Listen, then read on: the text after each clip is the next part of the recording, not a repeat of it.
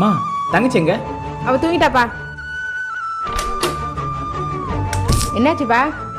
அது ஒன்றும் இல்லைம்மா, நானும் தங்கச்சியும் ஒன்றா சாப்பிடலான்ட்டு டைரி மில்க் வாங்கிட்டு வந்தோம். விடு, காலைல எழுந்து சாப்பிட்டுக்குறோம்.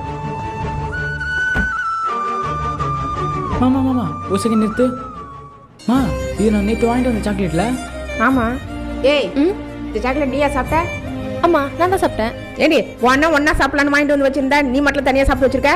இப்போ எதுக்குமா அவளை திட்டுற? தங்கச்சி தானே சாப்பிட்டா, விடு.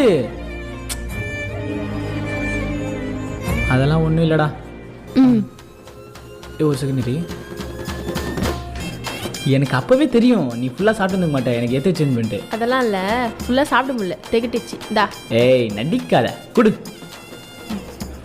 ம் ம் ம் ஆ ம்